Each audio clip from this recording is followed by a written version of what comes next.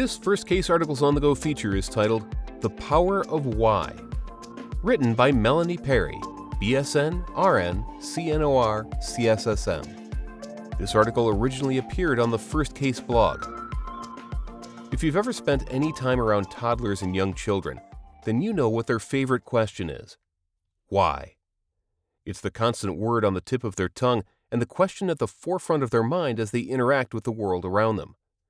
And while as adults we might lose our patience with the constant echoing of why, but why not, these questions are necessary for children to learn about the world and how things work.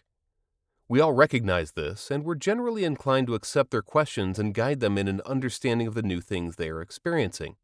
Unless it's the 1,000th question in a series of questions, and then we resort to that famous answer, because. That frustrated response generally only leads to more frustration, though, as their next question inevitably is, because why?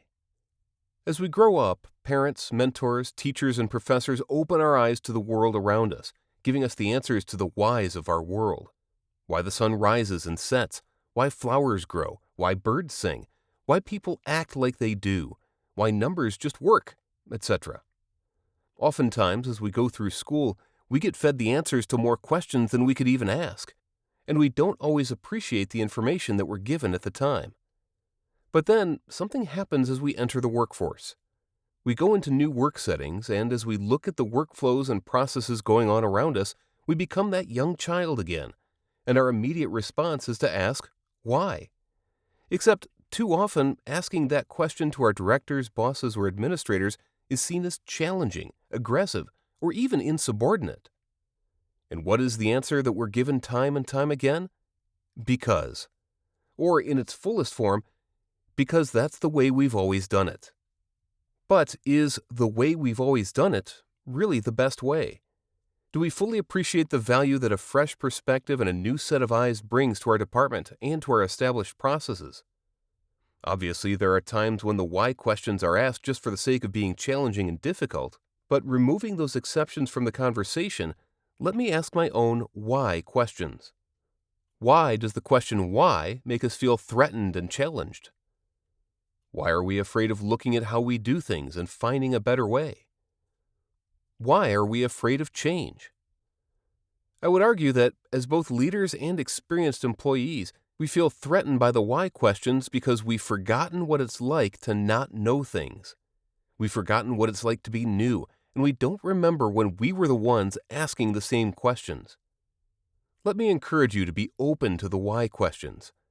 Helping new employees answer those questions in an open and accepting manner broadens their understanding of our department, helps them learn quickly, enables them to interact with other members of the team in a confident manner, and allows you to be a trusted resource for them. I would also argue that the why questions make us feel threatened because we don't always have a good answer to them. Because we've always done it this way is a brush-off response, but it's not an adequate answer. And if we take a deeper dive into answering the question and look into a process that is potentially broken or could simply be improved, we might feel threatened or intimidated that someone else saw an opportunity for improvement before we did. We also have to recognize that answering the why questions might mean we have to make a change. Change is hard, change takes time, and most of us are resistant to change, unless there's a really good reason why. I would encourage you to be open to the why questions and be willing to answer them. Be a resource to the new team members and give them a safe place to learn about the department they find themselves in. Look at the processes within your department and see where change is needed. Find out why a current process is broken or identify established habits that need reform, and don't be afraid to do the hard work of making a change. And when change leads to more why questions, be open to having the conversation and teaching others the why behind the change. Because when we know the why behind the process, we're much more willing to get on board with the change.